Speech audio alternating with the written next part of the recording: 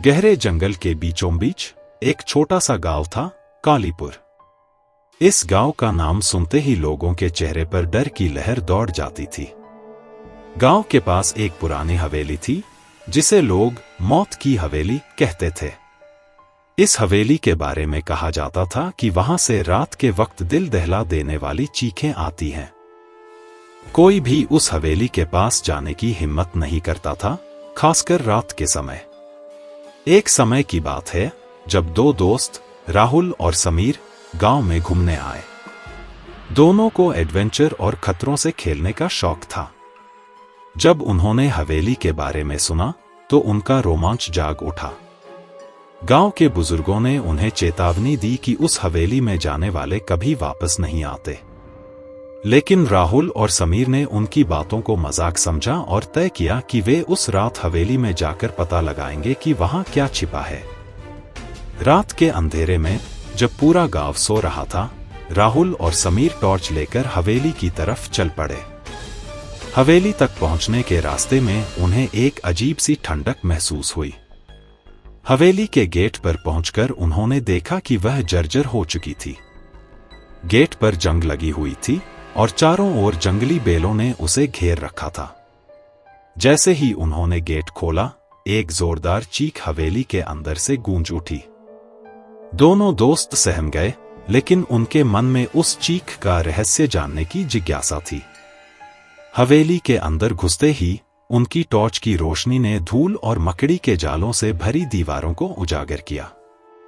हर कदम पर उन्हें ऐसा महसूस हो रहा था जैसे कोई उन्हें देख रहा हो। जैसे ही वे हवेली के मुख्य हॉल में पहुंचे, उन्होंने देखा कि वहां एक पुराना झूला लटका हुआ था, जो खुद ब खुद धीरे धीरे हिल रहा था। समीर ने राहुल से कहा, चलो वापस चलते हैं। मुझे यह जगह ठीक नहीं लग रही, लेकिन राहुल ने उसे समझाया कि बस थोड़ी देर और रुकते हैं, शायद हमें यहां कुछ रोचक मिल जाए। तभी अचानक हवेली के कोने से किसी औरत की सिसकियां सुनाई देने लगी। सिसकियों की आवाज इतनी दर्द भरी थी कि समीर के रोंगटे खड़े हो गए। दोनों ने आवाज की दिशा में चलना शुरू किया। उन्होंने देखा कि एक काले कपड़ों में लिपटी हुई परछाई, जो बेहद ही धुंधली थी, झुकी हुई थी और रो रही थी। राहुल ने उससे पूछा, कौन हो तुम? यहां क्या कर रही हो? लेकिन उस परछाई ने कोई जवाब नहीं दिया।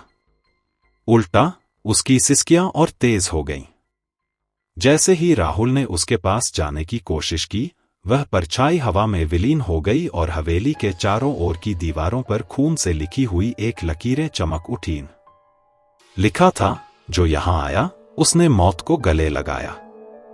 राहुल और समीर की चीखें हवेली की दीवारों से टकराकर गूंज उठीं। उन्होंने तेजी से भागने की कोशिश की, लेकिन हवेली का दरवाजा अपने आप बंद हो गया। उनकी टॉर्च की रोशनी भी अचानक बंद हो गई और चारों ओर घुप्प अंधेरा छा गया। राहुल और समीर के दिल की धड़कनें तेज हो रही थी। हवेली का दरवाजा बंद होते ही उन्हें लगा जैसे वे एक बड़े जाल में फंस गए हों।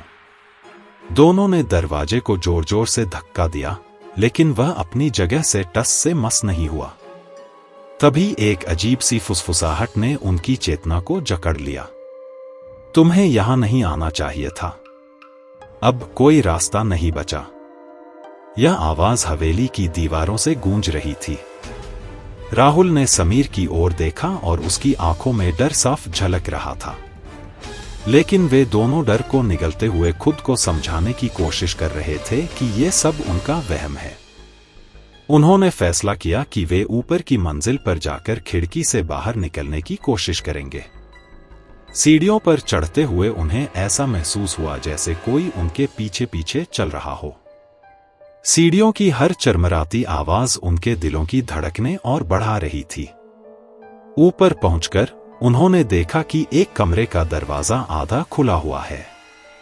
कमरे के अंदर से किसी औरत के रोने की आवाज आ रही थी। राहुल ने झिझकते हुए दरवाजा खोला और उन्होंने देखा कि एक परछाई जमीन पर बैठी है। उसके लंबे बालों ने उसके चेहरे को ढक रखा था और वह अपनी हथेलियों में चेहरा छुपाए रो रही थी।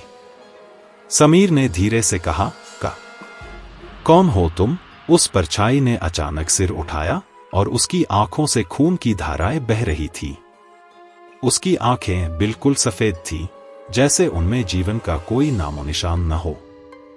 वह चुपचाप दोनों को घूर रही थी और फिर धीरे धीरे उसके होंठों पर एक भयानक मुस्कान फैल गई। राहुल ने घबराते हुए कहा, हमें जाने दो, हम यहां गलती से आ गए हैं। लेकिन उस परछाई ने अपनी हंसी को तेज कर दिया। उसकी हंसी हवेली की दीवारों से टकराकर गूंज रही थी। समीर ने राहुल का हाथ पकड़ा और भागने की कोशिश की। वे सीढ़ियों से नीचे दौड़े, लेकिन अब हवेली का माहौल और भी डरावना हो गया था। दीवारों पर खून से अजीब अजीब आकृतियां बनने लगीं। हवा में सड़ी हुई मांस की गंध फैल गई थी। दोनों ने देखा कि हवेली का फर्श भी दरकने लगा था, जैसे कि उनके कदमों के नीचे से जमीन खिसक रही हो। वे किसी तरह हवेली के एक दूसरे कमरे में घुस गए, जो थोड़ा सुरक्षित लगा। अंदर पहुंचते ही उन्होंने दरवाजा बंद कर लिया और जोर जोर से सांस लेने लगे। कमरे में हल्की सी टिमटिमाती लालटेन जल रही थी। समीर ने उस लालटेन को उठाया और देखा कि कमरे की दीवारों पर भी खून से लिखा हुआ था, तुम्हारी आत्माएं अब इस हवेली की हैं। राहुल ने समीर से कहा, हमें यहां से बाहर निकलने का कोई और रास्ता ढूंढना होगा। उन्होंने कमरे के चारों ओर देखने की कोशिश की। तभी उन्हें एक पुरानी किताब मिली, जो धूल में ढकी हुई थी। किताब के पहले पन्ने पर लिखा था, मृत आत्माओं का बुलावा। राहुल ने कांपते हाथों से उस किताब को खोला। किताब में लिखा था कि इस हवेली का मालिक एक तांत्रिक था, जिसने काली शक्तियों को पाने के लिए अनेक निर्दोषों की बलि दी थी। वह तांत्रिक मौत के बाद भी अपनी आत्मा को इस हवेली में कैद रखने में सफल रहा था। उसकी आत्मा अब उन सभी को अपने शिकार बनाती है, जो इस हवेली में कदम रखते हैं। जैसे ही राहुल ने आखिरी पन्ना पलटा, हवेली में फिर से भयंकर चीखें गूंज उठीं।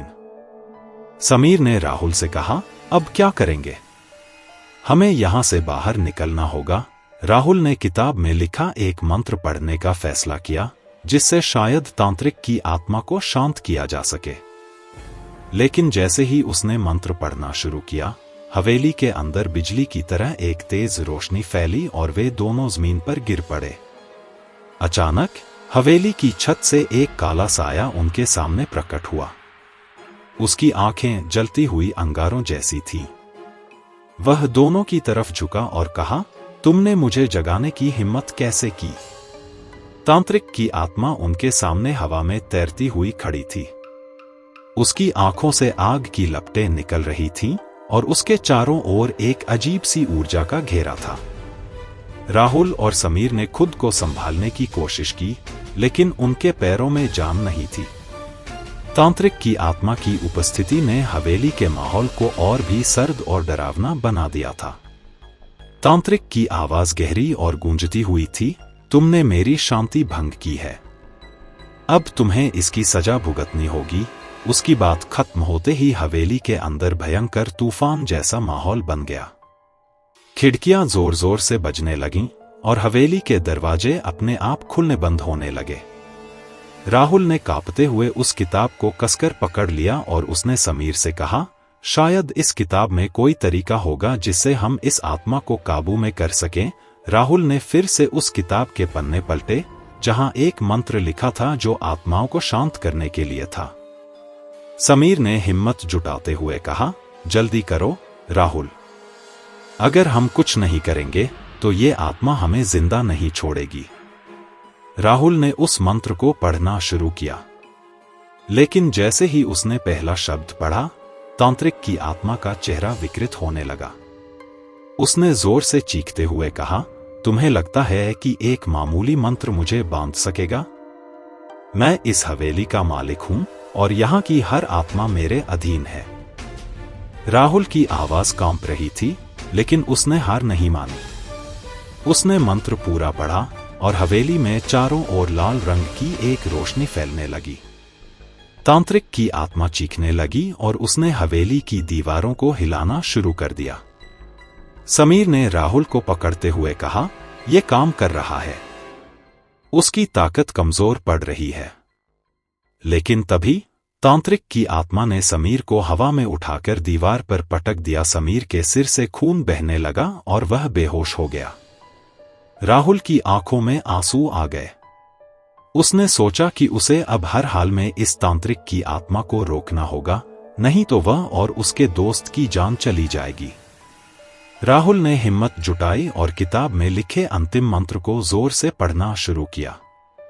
तांत्रिक की आत्मा दर्द से कराह उठी और हवेली की छत में दरारें आने लगीं। उसने राहुल की तरफ झपटने की कोशिश की, लेकिन जैसे ही मंत्र खत्म हुआ, तांत्रिक की आत्मा एक जोरदार धमाके के साथ हवा में घुल गई। हवेली के अंदर अचानक सन्नाटा छा गया। राहुल ने समीर की तरफ दौड़ते हुए उसकी हालत देखी। समीर की सांसें हल्की थीं, लेकिन वह जिंदा था। राहुल ने समीर को उठाया और जैसे तैसे हवेली के बाहर की तरफ घसीटने लगा। हवेली का दरवाजा अपने आप खुल गया और दोनों दोस्त बाहर की ताजा हवा में गिर पड़े। गांव के लोग, जो हवेली के पास आने से डरते थे, राहुल और समीर की चीखें सुनकर वहां इकट्ठा हो गए थे। उन्होंने दोनों को उठाया और गांव की ओर ले गए। गांव के एक बुजुर्ग ने राहुल से पूछा, क्या हुआ बेटा? तुम दोनों ने उस हवेली में क्या देखा? राहुल ने कांपती आवाज में पूरी कहानी सुनाई। बुजुर्ग ने सिर हिलाते हुए कहा, तुम्हारी किस्मत अच्छी थी जो तुम जिंदा वापस आ गए। उस तांत्रिक की आत्मा कई सालों से भूखी थी और जो भी उस हवेली में गया वह कभी वापस नहीं आया। लेकिन कहानी यहां खत्म नहीं हुई थी। जब राहुल और समीर को गांव के लोग ले जा रहे थे, तो हवेली के अंदर से फिर एक धीमी सी हंसी गूंज उठी। तांत्रिक की आत्मा शायद पूरी तरह से खत्म नहीं हुई थी और वह हवेली में वापस लौटने के लिए सही समय की प्रतीक्षा कर रही थी। राहुल और समीर को गांव में वापस लाकर लोगों ने उनका इलाज किया, लेकिन समीर की हालत गंभीर थी। उसका सिर फट चुका था और उसे कई दिन तक होश नहीं आया। राहुल हर रात हवेली के डरावने अनुभव को याद करके सहम जाता था। उसे तांत्रिक की आत्मा की भयानक हंसी और हवेली की खिड़कियों से आने वाली चीखें चैन से सोने नहीं देती थी। गांव के एक पुराने पुजारी पंडित रामदीन को जब इस घटना का पता चला, तो उन्होंने राहुल से कहा, बेटा, उस तांत्रिक की आत्मा अभी भी मुक्त नहीं हुई है। उसे पूर्ण शांति देने के लिए एक अंतिम संस्कार करना होगा। अगर हमने ऐसा नहीं किया तो उसकी आत्मा हवेली के पास आने वाले हर व्यक्ति को नुकसान पहुंचाएगी।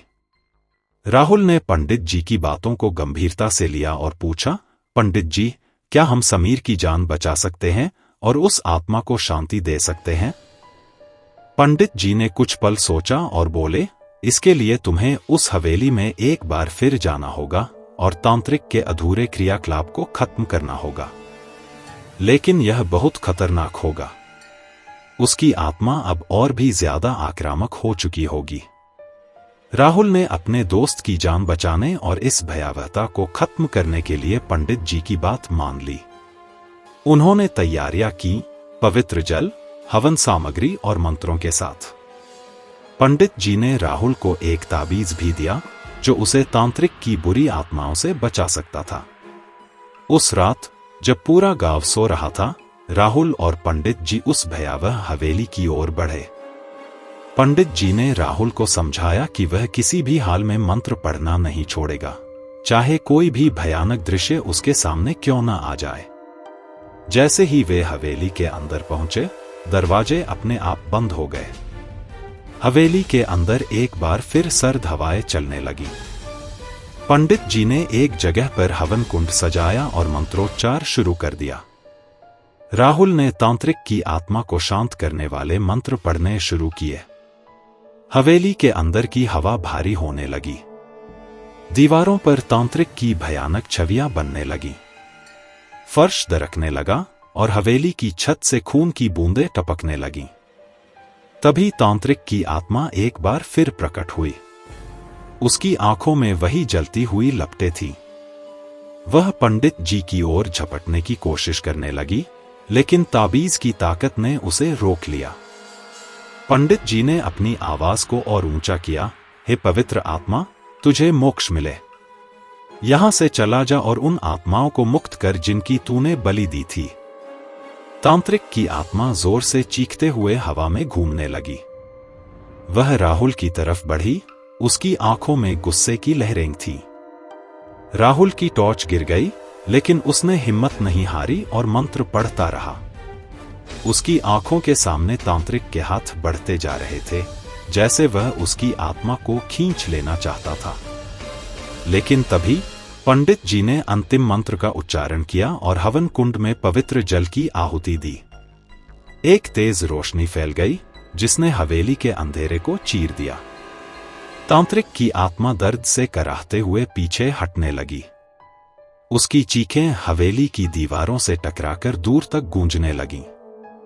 धीरे धीरे तांत्रिक की आत्मा की आवाज मध्यम पड़ती गई और फिर एक अंतिम चीख के साथ वह हवा में घुलकर गायब हो गई। हवेली के अंदर सन्नाटा छा गया। पंडित जी ने राहुल की ओर देखा और कहा, तुमने बहुत साहस दिखाया बेटा। अब तांत्रिक की आत्मा मुक्त हो चुकी है। इस हवेली की प्रेतात्माएं भी अब चैन से सो सकेंगी। दोनों ने थके हुए कदमों से हवेली का दरवाजा खोला और बाहर की ठंडी हवा में लंबी सांस ली। गांव के लोगों ने उनके लौटने पर राहत की सांस ली और दोनों का स्वागत किया। समीर की हालत में भी सुधार होने लगा और उसने कुछ दिनों बाद होश में आकर राहुल का धन्यवाद किया। कुछ समय बाद गांव में शांति लौट आई थी। हवेली अब वीरान हो चुकी थी, लेकिन उसमें से अब किसी की चीखें सुनाई नहीं देती थी।